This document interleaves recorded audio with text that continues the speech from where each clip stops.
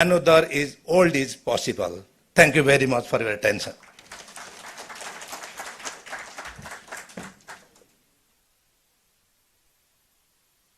Now I request Honorable Lawrence B. Kasonga, Parliamentarians for a Fossil Fuel Free Future, Uganda, Africa, to say a few words. Time is 5 minutes.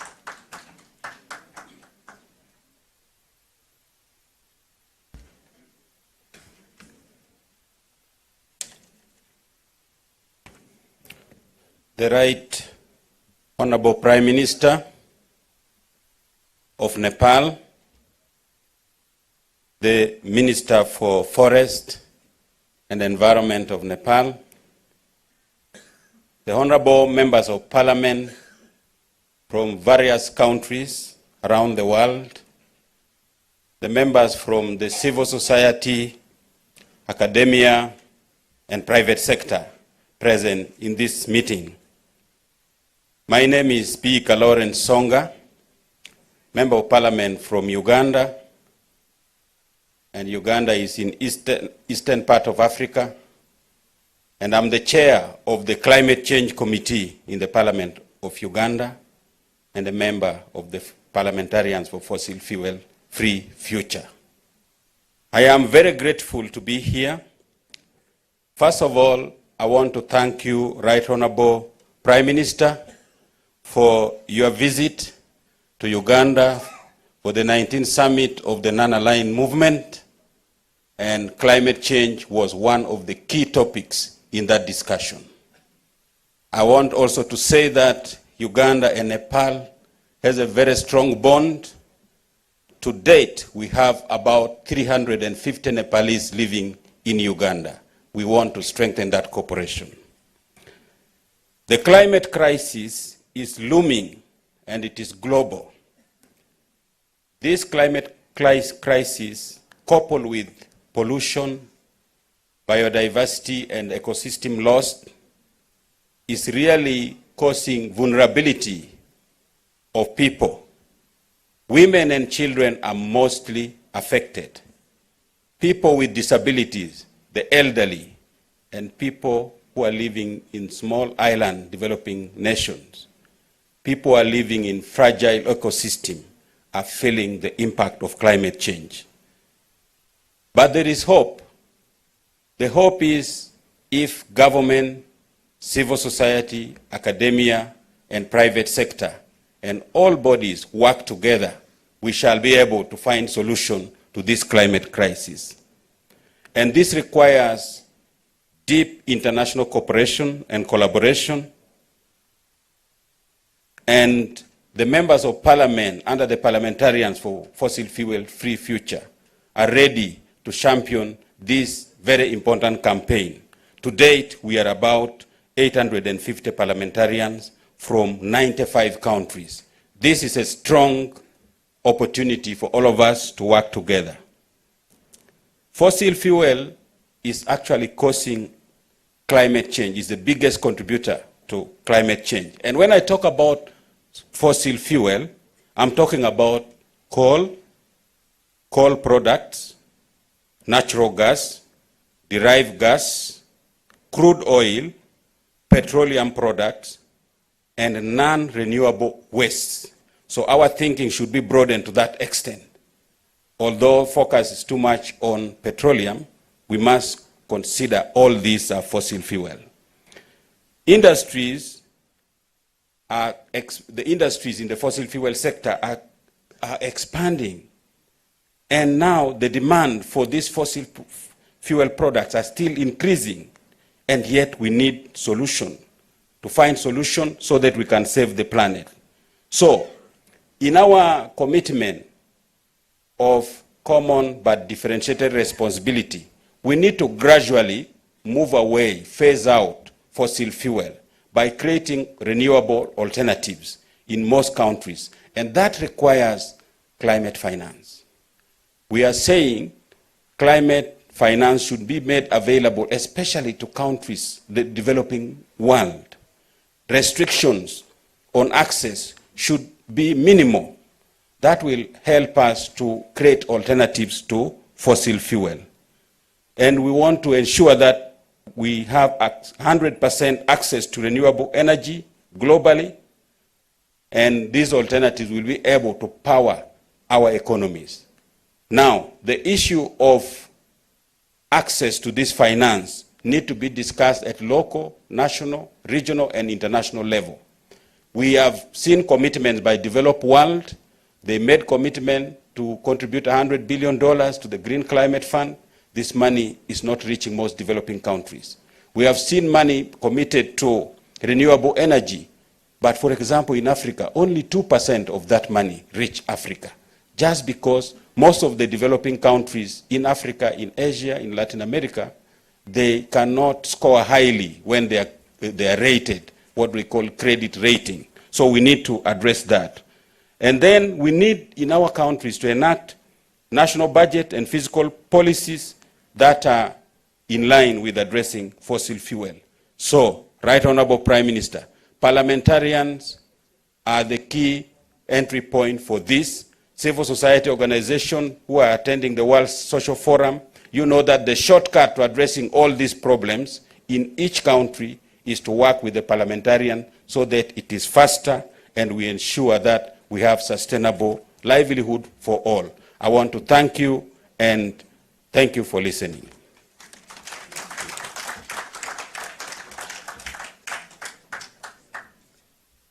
Now I request Honorable Anthony Kasandwe, Member of Parliament, Republic of Zambia, Africa, to take the floor.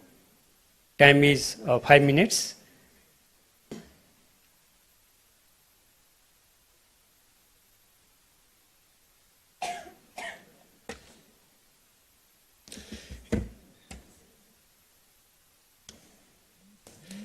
Right Honorable the Prime Minister of Nepal and everyone here, good evening. I am Anthony Kasandwe, Member of Parliament from the Republic of Zambia, and I co-chair the Caucus of Parliamentarians on Climate Change, Environment and Protection. As we may all be aware, climate change represents one of the greatest environmental, social, and economic threats facing the planet today. In developing countries, Zambia included, climate change will likely have a significant impact on the livelihood and living conditions of the poor. It is a particular threat to the attainment of the SDGs and progress in sustainable development. I wish to take this opportunity to emphasize that it is with a sense of duty and urgency that I address the gathering today to shed light on the findings of the Global Parliamentarians' inquiry into the progress fossil fuel phase out has made. As parliamentarians, we hold a solemn responsibility to confront the pressing challenges of our time, and the issue of fossil fuel dependence stands as one of the most critical. Our inquiry sought to assess the progress made in reducing our resilience on the fossil fuel, a pivotal step towards mitigating the catastrophic effects of climate change. The findings of our inquiry are both enlightening and sobering, reflecting the urgency with which we must act immediately. First and foremost, our inquiry reveals that the current NDC pledges are insignificant and insufficient to keep global temperature rise below 1.5 degrees Celsius. With many rich countries, developed nations, falling short of their fair share, while low-income countries remain within the acceptable range. Urgent actions and deeper cuts in emissions are imperative, coupled with enhanced support from developed countries to fulfill their obligations. Secondly, on fossil fuel finance, while there was a temporary decrease on fossil fuel finance due to COVID-19 pandemic, funding for fossil fuel projects has rebounded, surpassing pre-pandemic levels. Despite reductions by G20 countries and multilateral banks, fossil fuel financing still far exceeds funding for renewable energy. Thirdly, on climate finance delivery, the annual average of $480 billion for energy transition finance falls short of what is needed to achieve the 1.5 degrees Celsius global warming scenario. Broken promises and inadequate commitments have hindered progress, with climate finance often provided through loans, exacerbating the debt burden for developing countries. Furthermore, cohesive and fair international cooperation is essential to rapidly phase out fossil fuel and ensure a just and equitable transition to renewable energy. Initiatives like the Fossil Fuel Non-Proliferation Treaty and the Beyond Oil and Gas Alliance are gaining momentum, but require unwavering commitment and support from all nations. In light of these findings, the inquiry recommends urgent action to scale up efforts to phase out fossil fuel financing, increasing financing for the transition to renewable energy, and ensure that climate finance is delivered in a manner that upholds equity and human rights. As I conclude, let me emphasize the critical importance of keeping global temperature rise before 1.5 degrees Celsius. There can be no exceptions. All countries must phase out fossil fuel as soon as possible.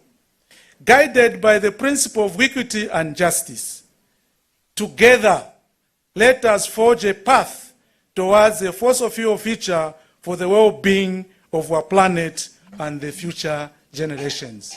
I thank you.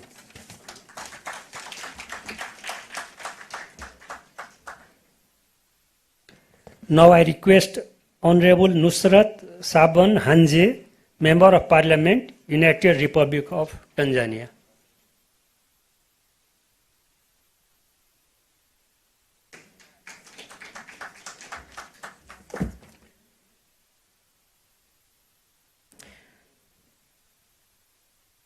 Good afternoon, everyone. Right Honorable Prime Minister of Nepal, Honorable Minister for Forest of Nepal, Honorable Chairperson of Parliamentary Committee for Sustainable Development and Good Governance, Honorable Members of Parliament, I am Nusrat Hanje, a Member of Parliament from United Republic of Tanzania, East Africa, the land of Kilimanjaro, Serengeti, and Zanzibar. I'm also a member of Global Parliamentary Movement for Fossil Fuel Phase Out.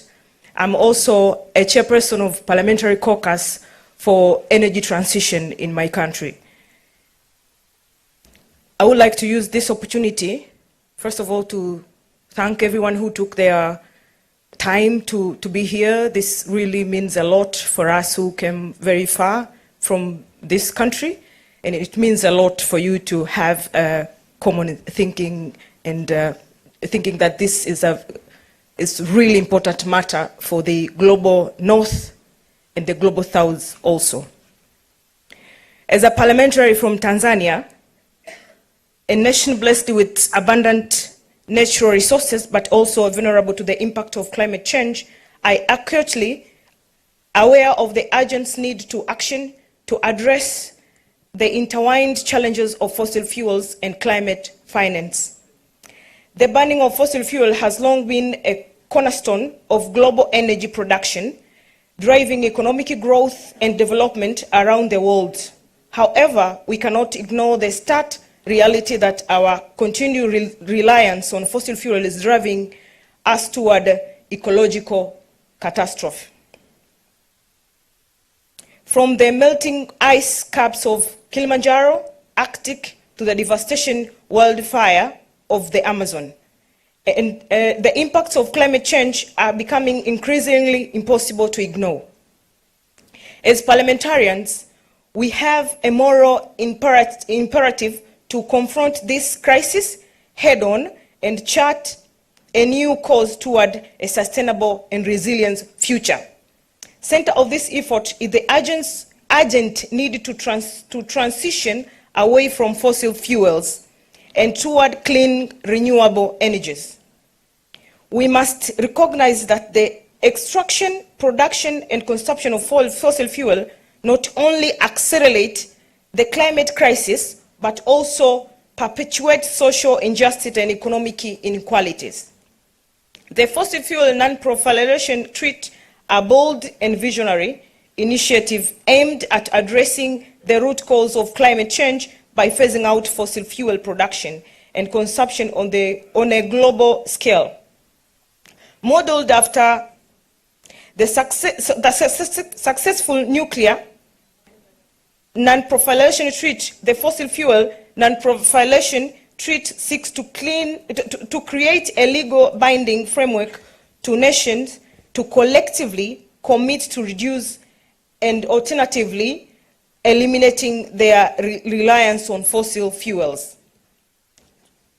By signing and ratifying the Fossil Fuel Non-Proliferation Treaty, nations would commit to end and expansion of fossil fuel production, phasing out existing fossil fuel infrastructure, and transitioning to clean, renewable energy sources. This treaty would only accelerate the global transition to a low-carbon economy, but also send a powerful signal to the world that we are serious about addressing climate crisis.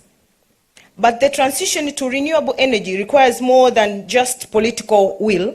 It also requires adequate financing. Climate financing plays a crucial role in supporting developing countries, including my country, Tanzania, in their efforts to mitigate and adapt to climate change. Yet, access to climate financing remains a challenge for many African countries and global north at large, particularly those like ours, the LDCs, the least developing countries. As a parliamentarian, we must advocate for increasing climate change flows, increasing climate financing flow to support renewable energy development and resilience initiatives in the developing countries like Tanzania. We must hold developed countries accountable for their commitments to provide climate finance and ensure that these funds are accessible, predictable, and directed toward the most vulnerable communities. Furthermore, we must address the root cause of climate change and fossil fuel dependence by phasing out harmful subsides and redirecting investment toward renewable energy and sustainable development. By promoting policies that incentivize clean energy investment and penalize fossil fuel extraction, we can accelerate the transition to a low-carbon economy and safeguard our planet for future generations. Let us seize this moment as parliamentarians to reaffirm our commitment to climate action and sustainable development. Let us work together across political boundaries, national borders, to promote the fossil fuel non-proliferation treaty and accelerate the renewable energy. Together we can build a more resilient, equitable, and sustainable world for all. Thank you, everyone.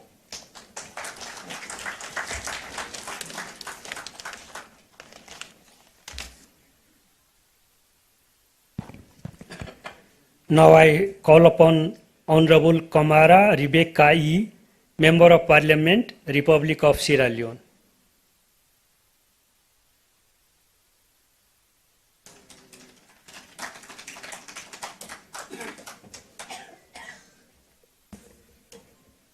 His Excellency, the Prime Minister of this beautiful country, Nepal, ministers of government present here, members of parliament present here, the great civil society people present here, the Fifth Estate, the media present here, ladies and gentlemen. My name is Honorable Rebecca Yei Kamara from Sierra Leone, West Africa, a country with just 10 million people, a very small country. As a parliamentarian in that country, this is my second term in parliament.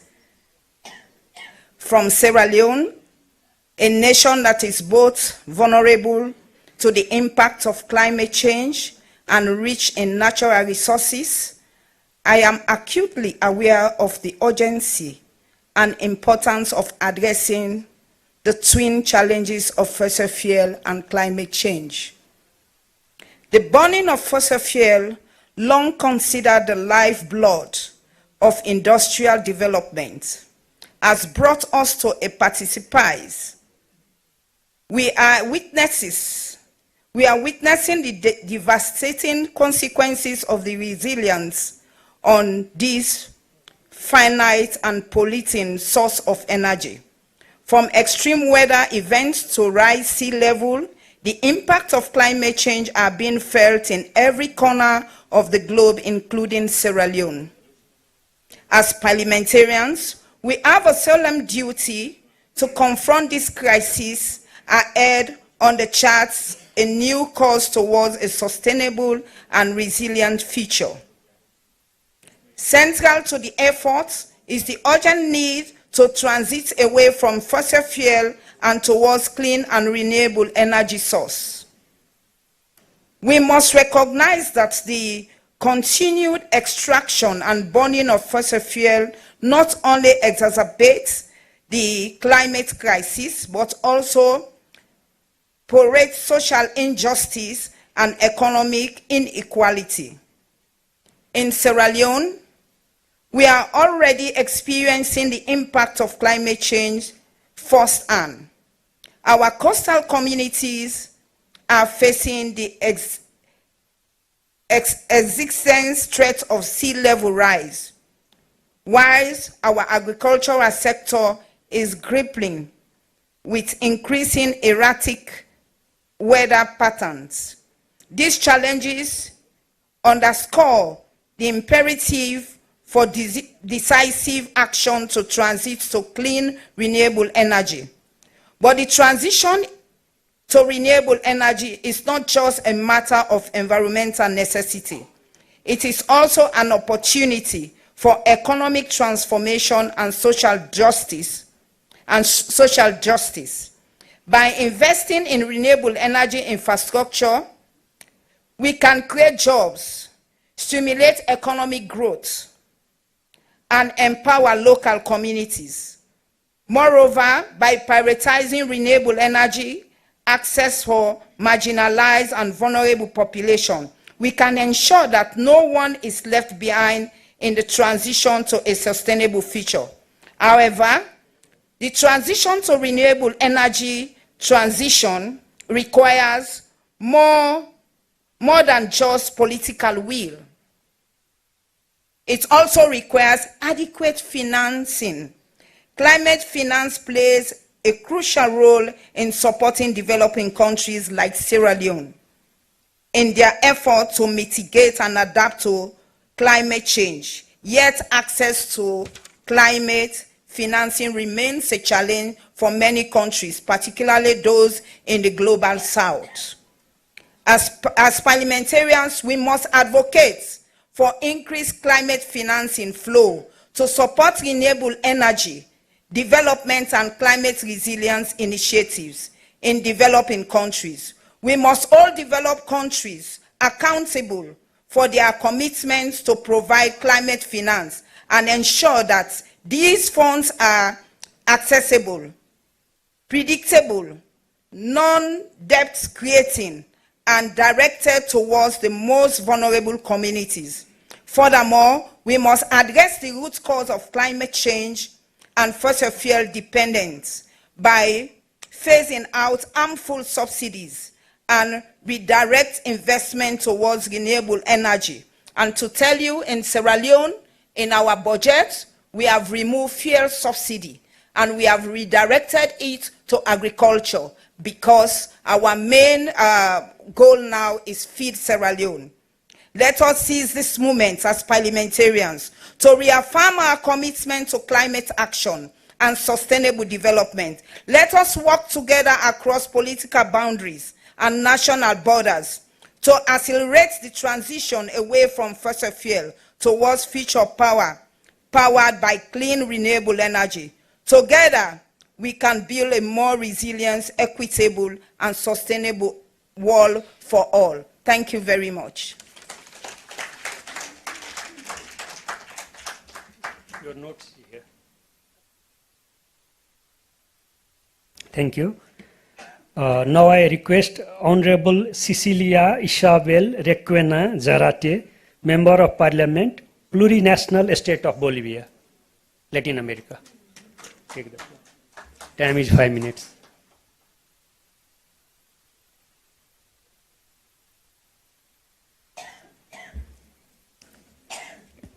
Good afternoon.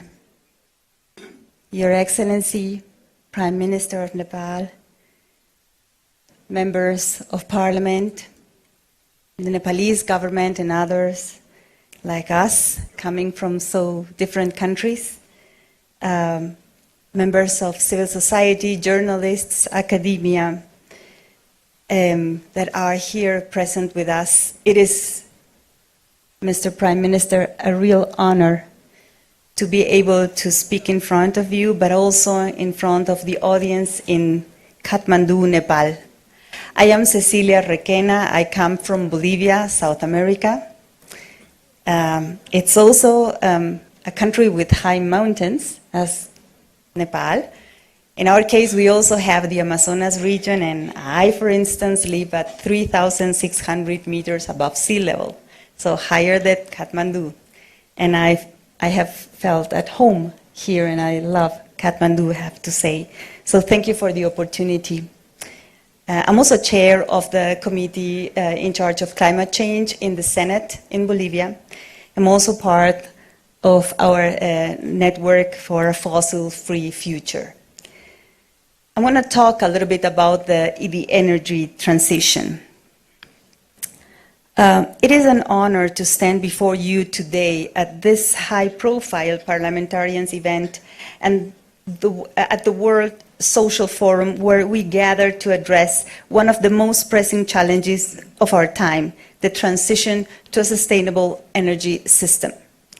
As a senator from Bolivia, a country rich in opportunities around the 21st century challenges that has still to envision and agree on a sustainable, prosperous, and just future, and deeply committed to environmental stewardship, I am acutely aware of the urgency and importance of the energy transition.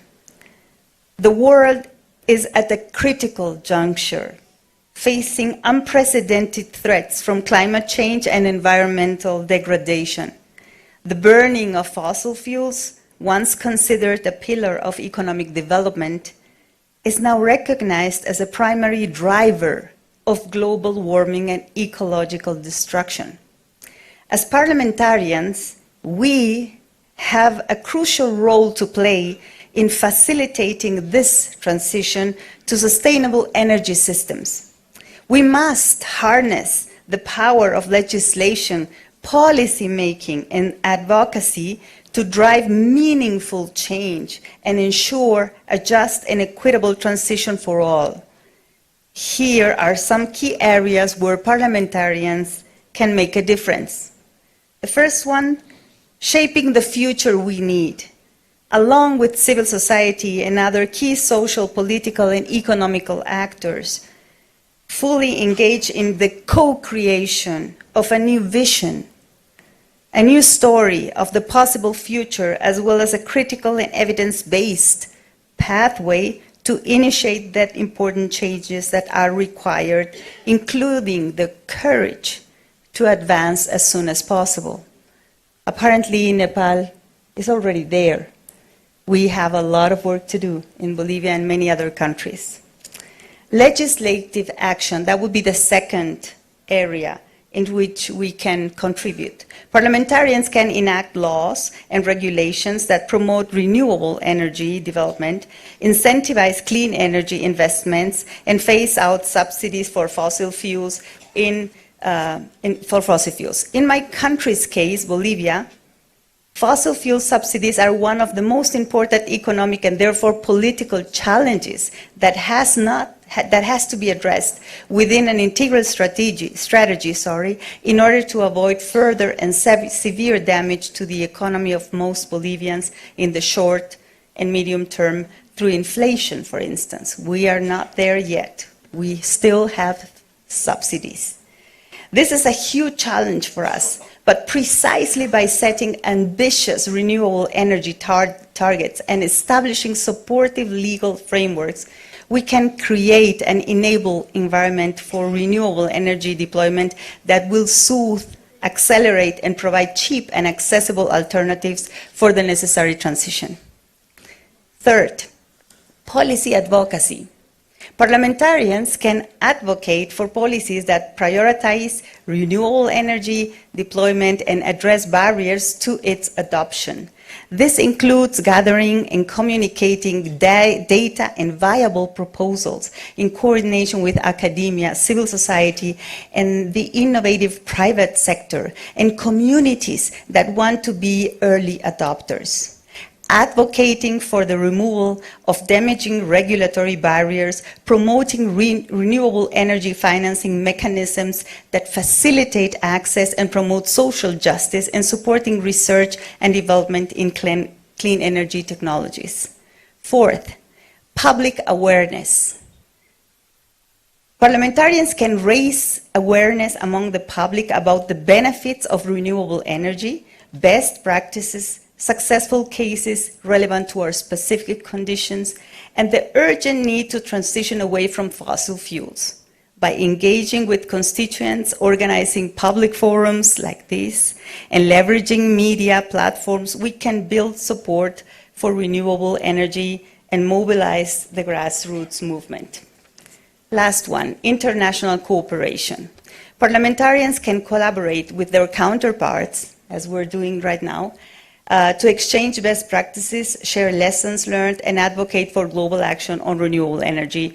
By participating in international forums and negotiations, we can strengthen international cooperation on renewable energy. Bolivia is blessed with abundant renewable energy resources, including solar, wind, hydroelectric, and geothermal power.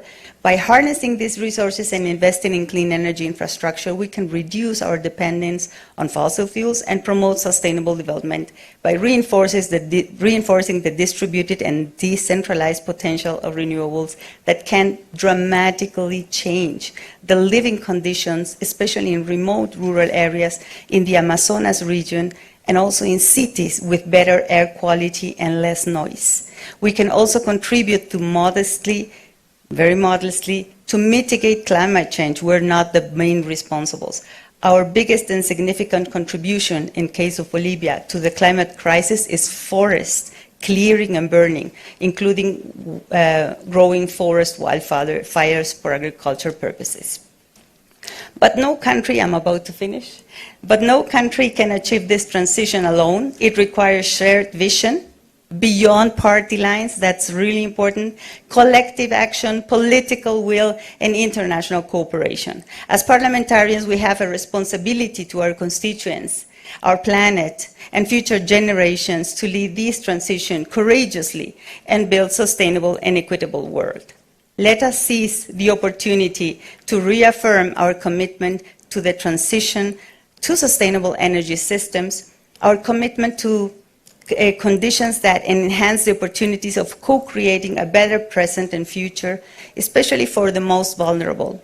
Let us work together across borders and political divides to accelerate the adoption of renewable energy systems and create a viable and brighter future for us all. Thank you.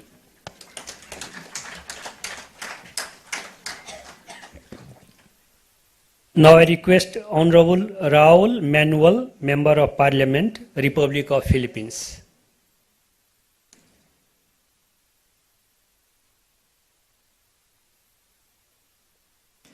Good afternoon, everyone. To the officials of Nepal, especially the Honorable Prime Minister, I would like to extend my sincere thanks for hosting us in this forum. I am Raul Manuel, member of the House of Representatives of the Philippines and National President of the Kabataan or the Youth Party in our country. Through my experience as a member of the House Committee on Sustainable Development Goals, Committee on Energy, and Committee on Natural Resources, I felt the urgent need for us to work together to create a world that is sustainable and livable for the youth and the future generations. Being in the legislative branch of government, I, as representative of the Youth Party, strive to fulfill the role of us legislators, not only to file bills, but also to act as check and balance to the executive branch. Most recently, I'd like to share as an example that several legislators in the Philippines pointed out through investigations in Parliament some double standards of institutions whenever there is a response to climate change. In the Public Utility Vehicle Modernization Program of the Philippines, government agencies are forcing the phase-out of traditional public vehicles called jeepneys due to concerns on the smoke that they emit, thereby sacrificing the jobs of thousands of drivers while putting aside the fact that their emissions constitute only a small percentage of total emissions and while neglecting the big polluters. If there is something that has to be phased out, it is not our traditional vehicles, our jeepneys, nor the livelihoods of Filipinos in the transport sector or other sectors. It is the use of fossil fuels that has to be phased out. The current administration, unfortunately, still has not committed to bolder acts, such as to swiftly and decisively phase out fossil fuel use. In fact, the House of Representatives, as a body, approved a bill that will expand the use of natural gas in the Philippines.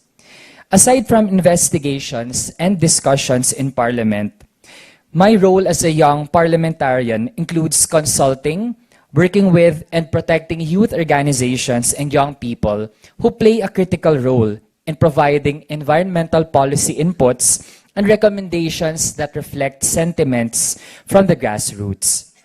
In September last year, my office called for the release of two young environmental defenders, two females in fact, Jed Tamano and Jonila Castro, who were abducted for more than 2 weeks by the military of the current administration due to their efforts in shedding light on destructive reclamation activities in Manila Bay and flooding in nearby communities.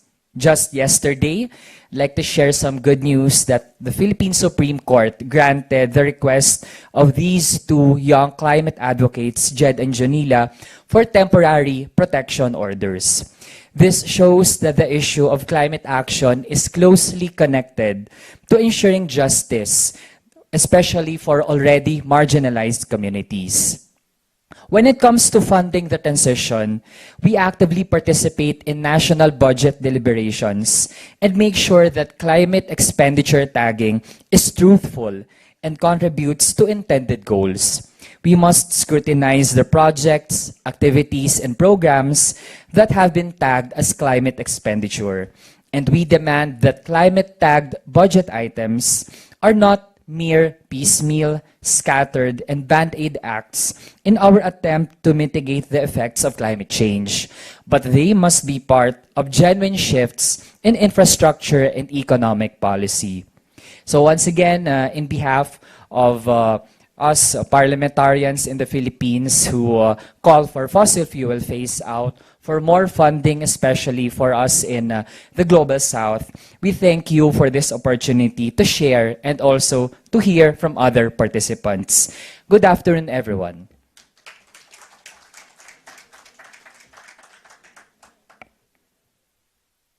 as a last speaker from abroad, now I call upon Honorable Dr. Mustafa Barghouti, member of Legislative Council of Palestine, to say a few words. Time is 5 minutes.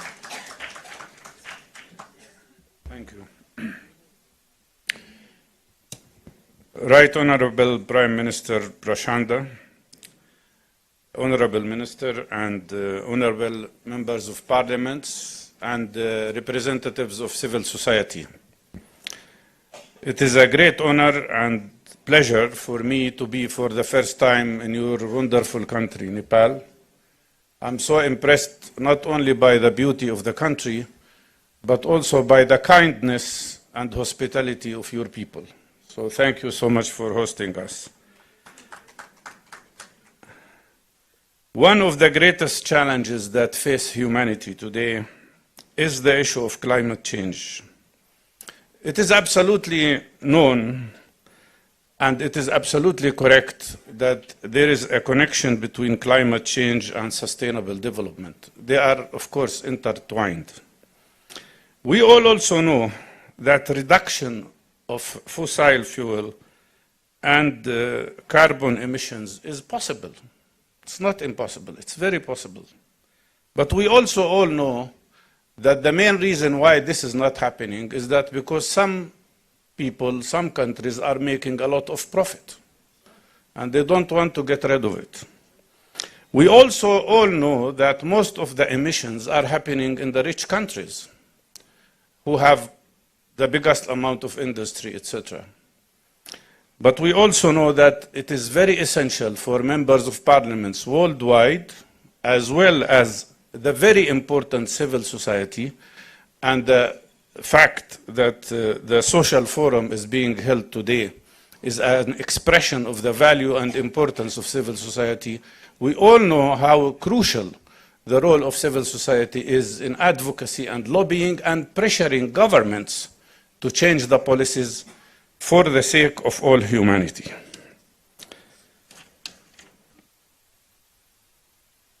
Sorry, I do not want to deviate the attention from the main topic here, which is climate change, but I am a Palestinian.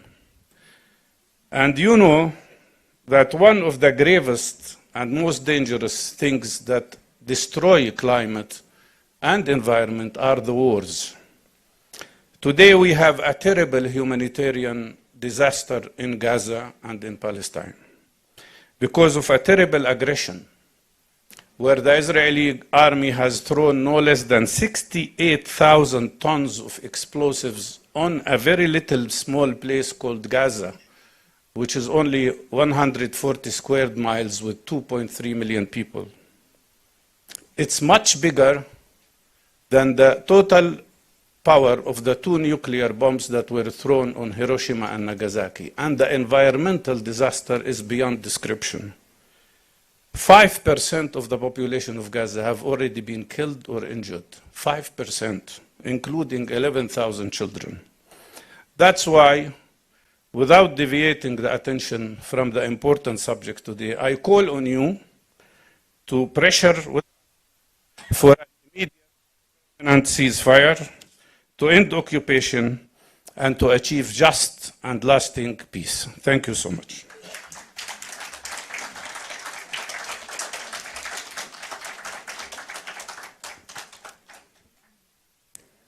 Now I call upon the special guest of this meeting, Honorable Minister Dr. Birendra Prasad Mahato, the Minister of Forest and Environment, to take the floor.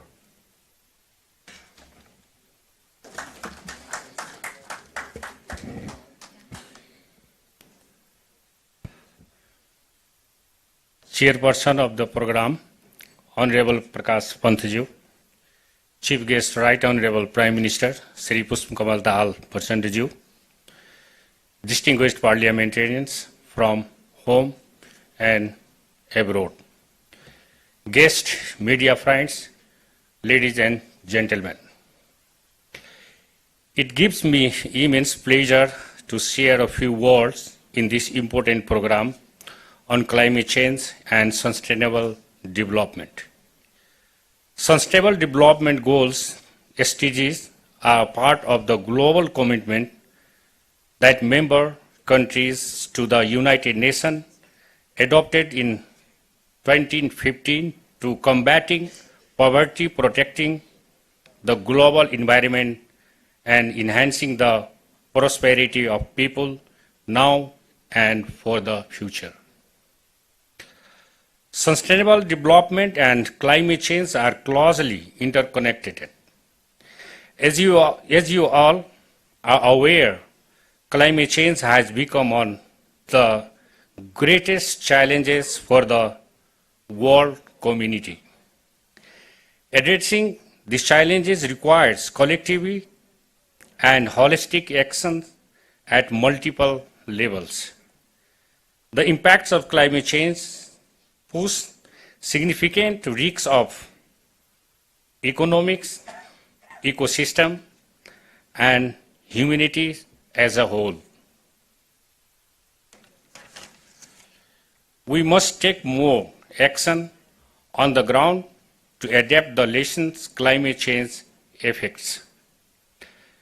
Distinguished parliamentarians, Nepal is highly vulnerable to the impacts of climate change and extreme weather events due to its location in fragile mountainous ecosystem and limited resources and technology to adapt. In this age, we cannot sacrifice development, and if the development is not properly planned and nature friendly, it will not be sustainable. Unsustainable development is not only dangerous for mankind, but also is currently pushes the climate change. As per the significant report published by the EC even we achieve the temperature target 1.5 degrees Celsius, on third of the glaciers in the Himalayan region will melt by the end of this century. We are already facing dangerous, disproportionate, and damaging impacts of climate crisis, including increasingly severe floods and landslides. We understand that these impacts will further increase. The climate change we are experiencing today arises from the cumulative effects of 2 centuries of understandable industrial development, energy production, land use, lifestyle, and consumption patterns. Sustainable Development Goal 13 specifically aims to take urgent action to combat climate change and its impacts. Today, climate change is not only an environmental problem, it is the biggest challenge for unsustainable development. Comprehensive and coordinated efforts are required to pursue sustainable development and address climate change. For implementing SDG in Nepal, Nepal Constitution have provided a strong foundation and conducive environment. Distinguished parliamentarians, Nepal has presented ambitious climate action in our NDC, including exploration of clean energy generation and forest coverage, use of electric vehicles, and replacement of the gas with clean electric cooking. To devise this plan into action, we have also prepared an NDC implementation plan. Nepal's 45% land mass is under forest cover, and we are committed to maintaining this for all time. Forests play crucial role achieving these 17 different goals of SDGs. from the generation of income and employment to the provisioning of goods and emulsion the environment. Our resource of electricity of 100% clean coming from hydropower. In the coming years, many new hydropower projects are coming into operation and creating an energy surplus. So Nepal has a plan to use it for electric mobility and electric cooking at home and sell clean energy to neighboring countries. Ladies and gentlemen, as the parliamentarians have to the mandate and responsibility to frame policies and legal arrangements, we are in the position to address the climate crisis. To achieve the target of the SDG, we have only less than 7 years in our hand. SDG target achieved by less than the whole world would not justifiable as a situation of the problem. In the situation, we should always be keen and sensitive to those countries that are not technically and financially capable achieving the goals.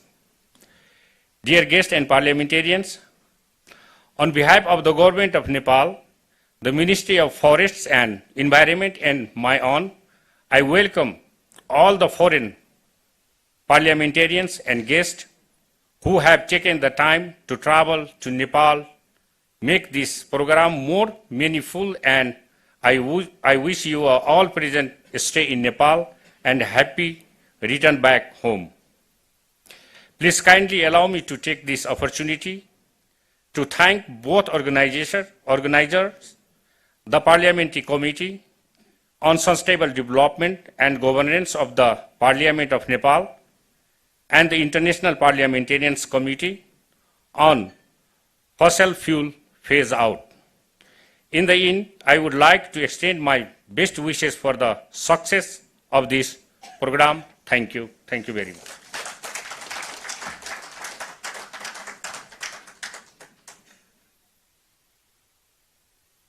Ladies and gentlemen, may I now request Right Honorable Prime Minister, the chief guest of the program, to deliver a keynote speech. Right Honorable Prime Minister.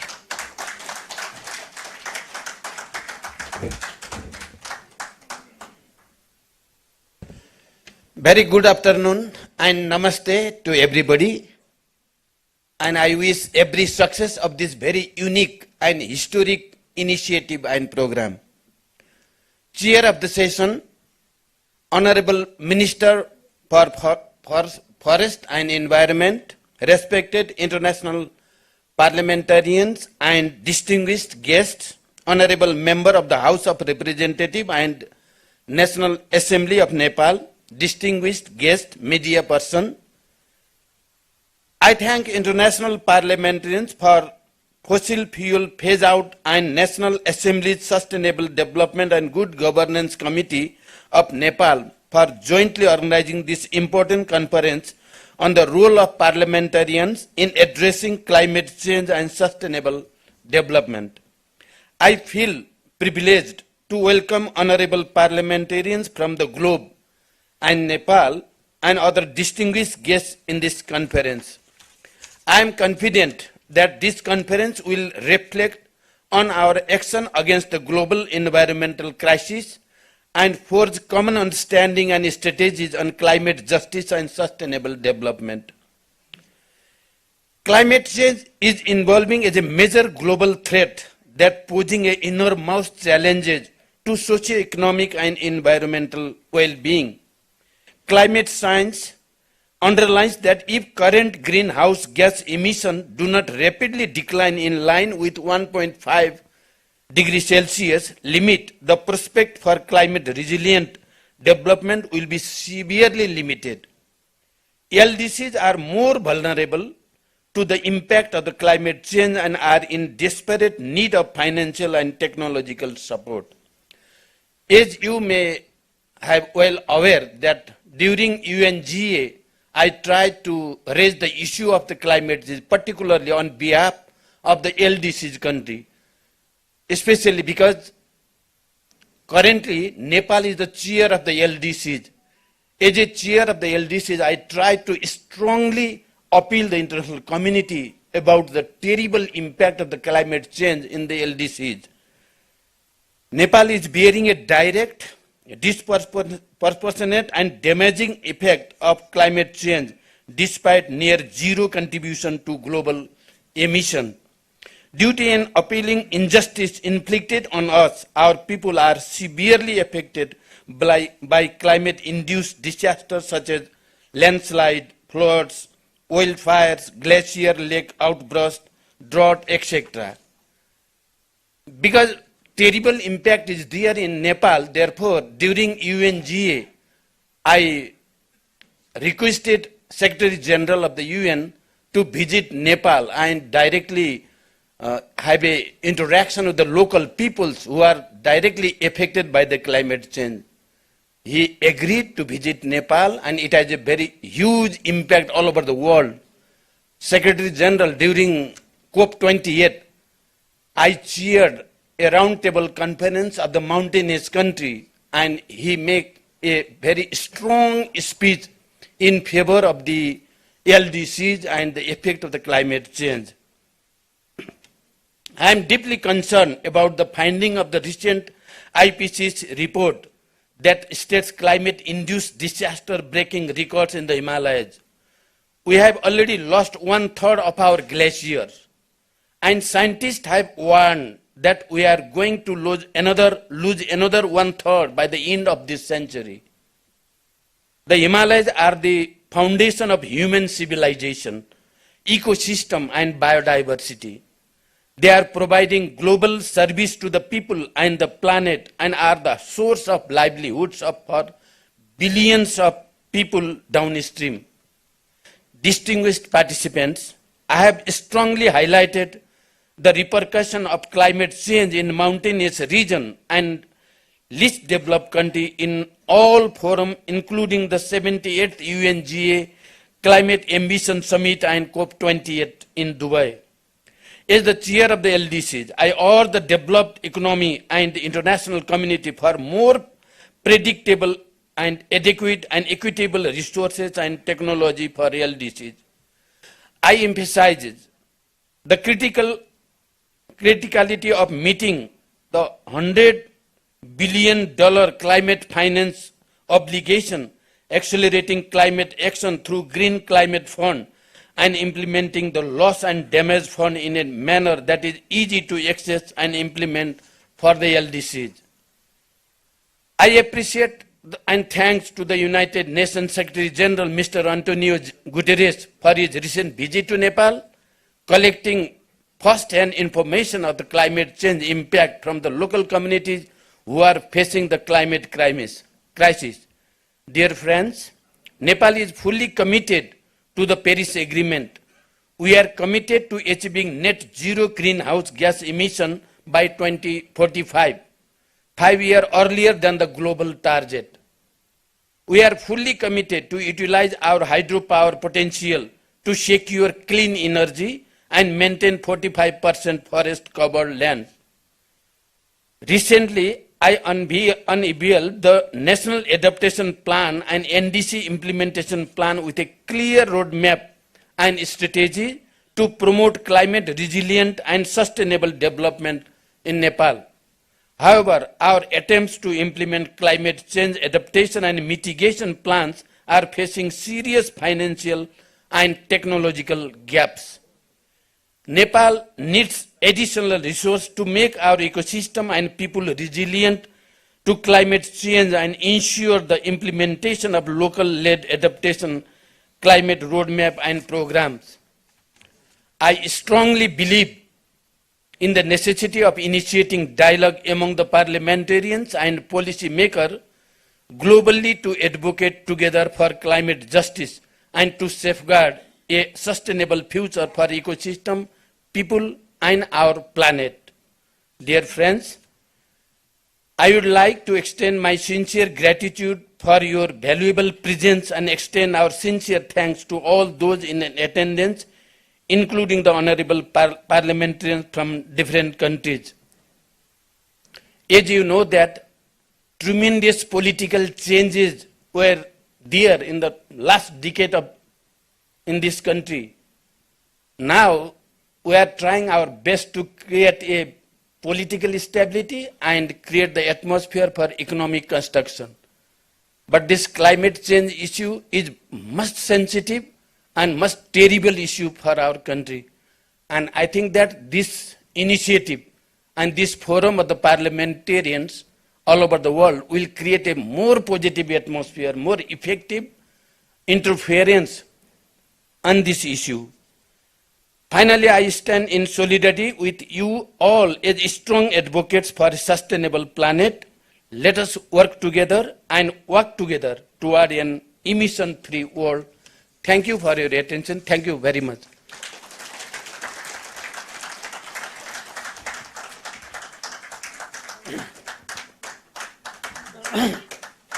Now, ladies and gentlemen, at the last of this session, now I request the chair of the meeting, Honorable Prakash Pantha, the chairman of the Sustainable Development and Good Governance Committee of National Assembly, Federal Parliament, Nepal, to deliver a vote of thanks, closing remarks, and closing of this session. Thank you.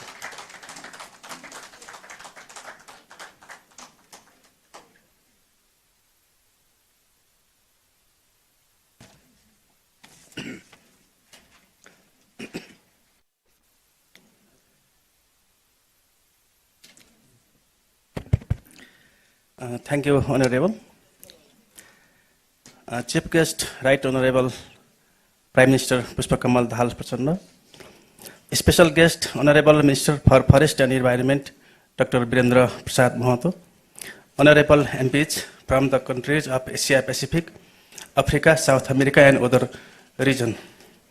Honorable Chair of the Committees and MPs of Federal Parliament of Nepal. Government officials, experts, journalists, civil society leaders, ladies and gentlemen. On this August gathering of high-level forum of parliamentarians on climate change, sustainable development, fossil fuel phase-out and finance, I take an opportunity to reiterate to work together to ensure fossil fuel-free future.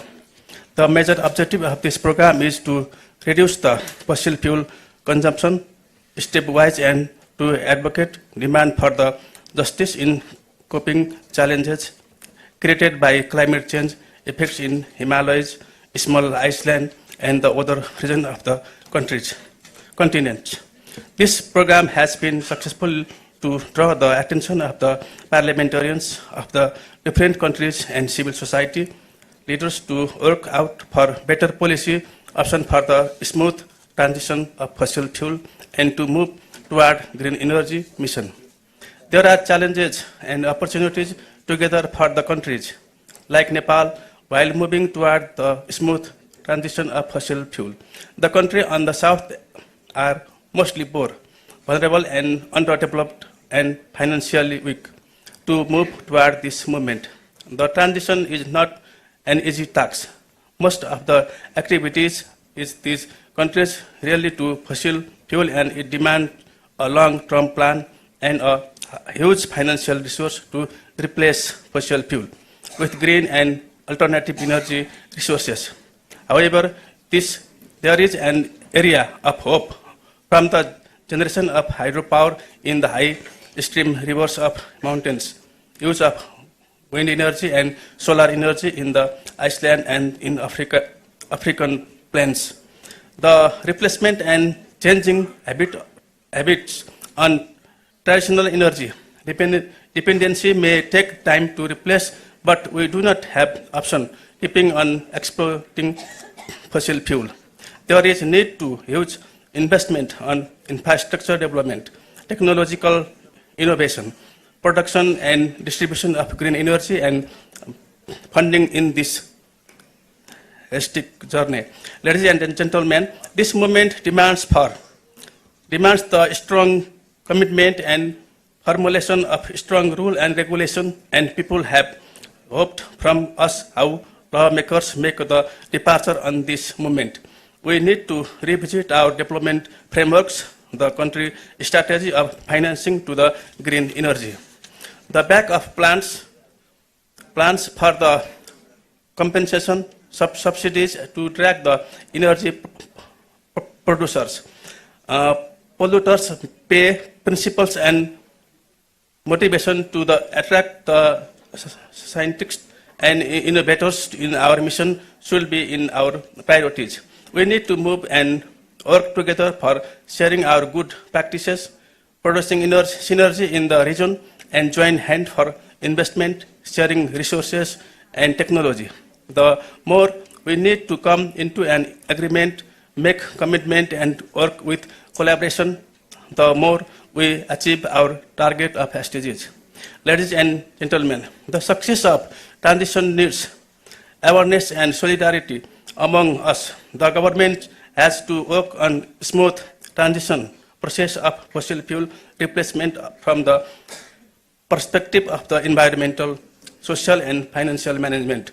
The media and our communication channel can play a vital role in present day society, including vibrant social media. Let us clap hands for this Kathmandu summit in a grand success again. Finally, I would like to thank Right Honorable Prime Minister Pushpakamal Dahal Prachanda, Honorable Minister for Forest and Environment Dr. Birendra Prasad Mahato, our honorable guests, MPs from the countries of Asia Pacific, Africa and South America regions, honorable MPs from Federal Parliament of Nepal, government officials, civil society leaders, media persons, and all the participants to make this event happen. Thank you. Thank you, everyone. This meeting will break for